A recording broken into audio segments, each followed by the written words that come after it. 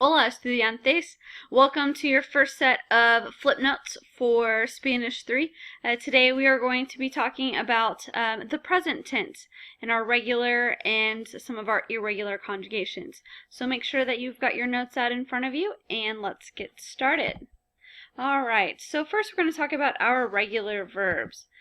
So how do we use the present tense in English? Okay, what are some phrases that we use when we're describing things that are going on in this moment? So we can say, I run, I am running, or I do run, or do I run? So those are all of our conjugations, if you will, in English. Okay, so it can mean those three things. So let's talk about our regular verb endings. So for our AR verbs, we've got o, as, a, amos, ais, and an. Notice that we've got an accent on that A in the vosotros form. Our ER conjugations, o, es, e, amos, eis, and en. Again, notice that we've got that accent again on the vosotros form, on the E. And then finally, our last set of verbs, our IR verbs, o, es, e, imos, is, and en. Again, notice the difference between the ER and the IR conjugations are just the nosotros and the vosotros forms. Now this is just a quick review of our steps to conjugating in the present tense. First of all, we have to start in the infinitive form. And remember, the infinitive form is that AR, ER, or IR ending. There is no subject. We drop that AR, ER, or IR, and then we add the correct conjugation from the charts from the previous slide. Very easy. I know that you guys have done lots of conjugating, but just to make sure that we're all good to go. Alright, so here's an example. Hablo, I talk. Hablas, you talk. Habla, he, she, or you talk. Hablamos, we talk. Habláis, you all talk. And hablan, they talk, or you all talk. Alright, so here's your first opportunity to para y practica, stop and practice. I would like for you to write those 6 conjugations in the space provided. So go ahead and hit pause, and then we'll check your answers. Alright, here we go. Yo dibujar.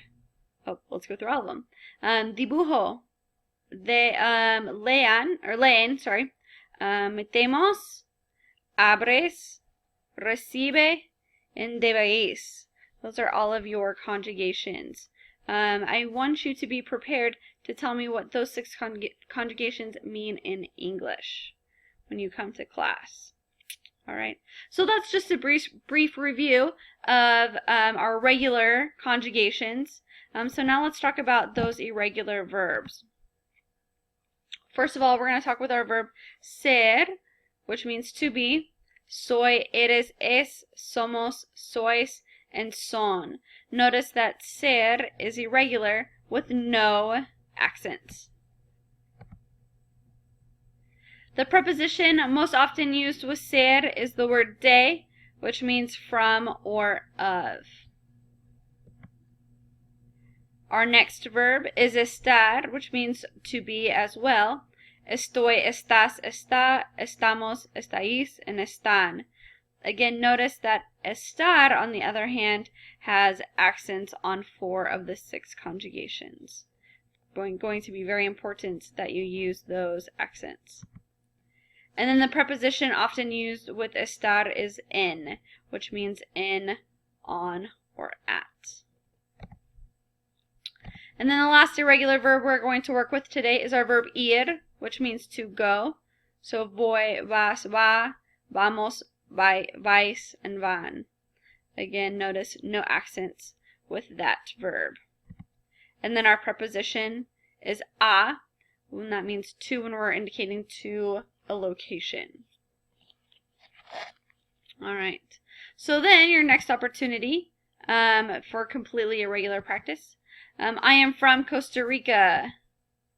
Oh wait, so why don't you go ahead and work on those 3 practice sentences, and then we'll come back with the answers here in just a second. Okay, let's see how you did. I am from Costa Rica should be soy de Costa Rica. They are at the store. Ellos están en la tienda. We are going to the mall.